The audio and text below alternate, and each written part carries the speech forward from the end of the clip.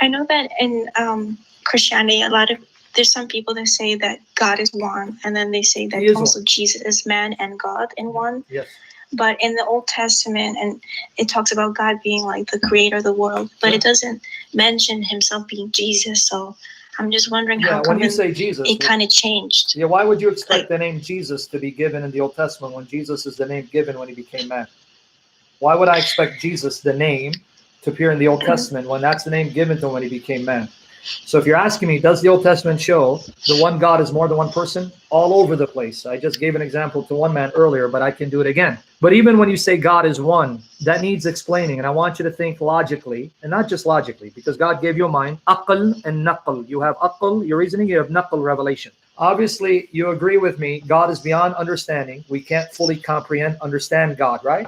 Yes. So aql, logic, will only take you so far. Naql will take you the rest of the way. And there are things that our aql, our logic, cannot comprehend because God is beyond comprehension. We all agree with that. Muslim, Christian. Now, with that said, when you say God is one, what does it mean for him to be one? See, to say one means nothing if you don't define it. What's one?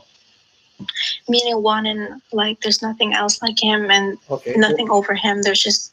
Okay, well, you know, there's nothing like the Trinity, right? Can you show me in creation a triune being? One being that's three persons simultaneously. Is there anything in creation like that?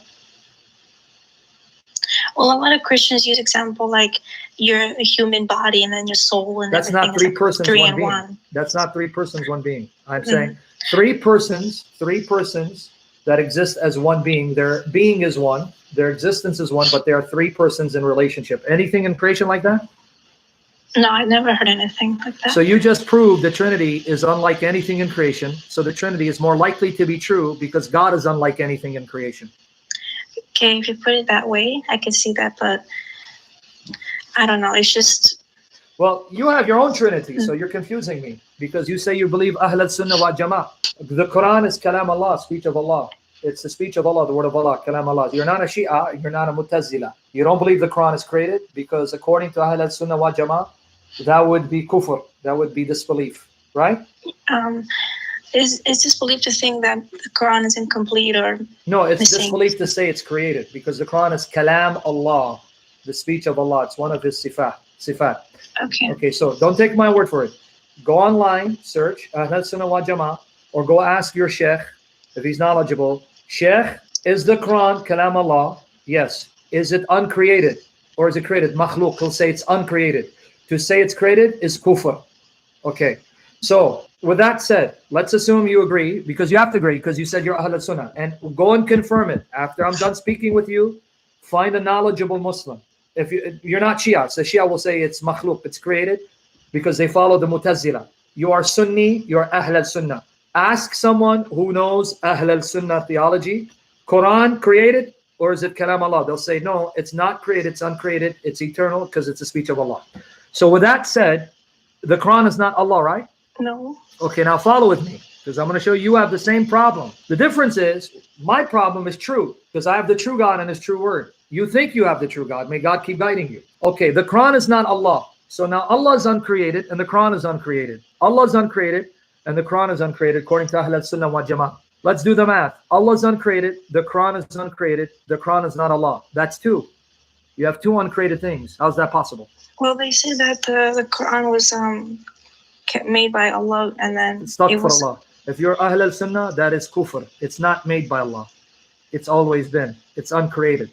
I mean, I have the quotations from the scholars. I have Hamza Yusuf in his translation of, the Aqidah of Tahawi, the creed of Tahawi, showing this is the position. I have the citations. I can show it to you, but this is the position of Ahl Sunnah wa Jama'ah. So confirm it, please. I don't want you to take my word for it. They will tell you it's uncreated. So then you ask them the question. Allah is uncreated. Quran is uncreated. Quran is not Allah. That's two. How do you have two uncreated things? Then they'll tell you, they'll say, Billah kayf. Billah kayf. I have that hard time pronouncing the ka. Anyway, Billah kayf, meaning, even though we don't understand how, Allah says it, for Allah it makes sense, and that's good enough for us. And they'll say, though the Quran is not Allah, it's not other than Allah, because it's a part of him. So that means you have a mystery in your own deen that you don't comprehend, but you don't deny. The difference between you and me, you say Quran is the speech of Allah. I say Jesus is the speech of Allah. and God's speech became a man, not a book. So if you can still believe Allahu Ahad, Allah Wahid, God is one, Allah is one, though the Quran is uncreated, and it's not Allah, but not other than him, and it's still one, then why do you have a problem with me saying God's eternal word became a man, his name is Jesus, and God is still one? Why do you have a problem with that? I don't have a problem. I was just asking. Good. No, and I say that, Jen, I'm saying it in a nice way. I'm not saying it in a mean way. Problem meaning to say, oh, it doesn't make sense. Well, there are things about God that's not going to make sense to anyone. That doesn't mean we reject it. Okay, and the last thing, because I don't want to take too much time. You can take all the time you want. Is in Islam it says that the I don't know how much you know about this, about the crucifixion being, it was appeared to the people. Yes, Surah An-Nisa, ayah 157. So why would a crucifixion be an allusion to somebody? What's the point of that? I agree with you. You got to ask the Muslims, why would Allah make it appear unto the Jews that Jesus was killed if Jesus was never killed? And then why would all... And there's two versions of it as well. They said he was a man who looked like him, or that they say somebody else took his place, and they suspected to be the one who turned against him, like Judas. Sure. So there's two versions to that, if you know about it. No, I know about it. They say one of the disciples was made to look like him, or it was the betrayer Judas, or someone else who was made to look like him. But either way, who made the person look like it was Jesus? They said Allah, and then it said also Allah is the best of deceivers or planners. But I'm just wondering, but what's the point to deceive somebody to become a Christian when the message is Islam? Well, it never happened. That's what I'm saying. The Quran doesn't know what it's talking. That's why we're not Muslim, because the followers of Jesus and all the earliest documents, and prove me wrong, quote a serious, not a joke, conspiratory theorist who doesn't believe Jesus existed. Quote any serious historian, even someone like Bart Ehrman, who's not a Christian, any serious historian, and get them to say Jesus was not killed by crucifixion.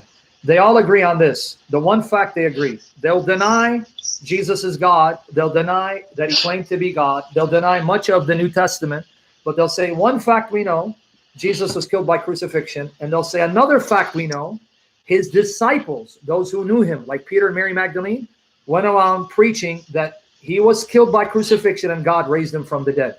So according to Islam, that means Allah convinced the Hawariyun, the disciples of Jesus, Jesus was killed for their sins and God raised them to vindicate him. Why did Allah do this? Allahu Alam, they'll tell you. No, because Allah didn't do anything. Jesus was killed and he was raised from the dead because he voluntarily died for my sins and now is risen as Lord of creation. And if I trust in him, I will be saved.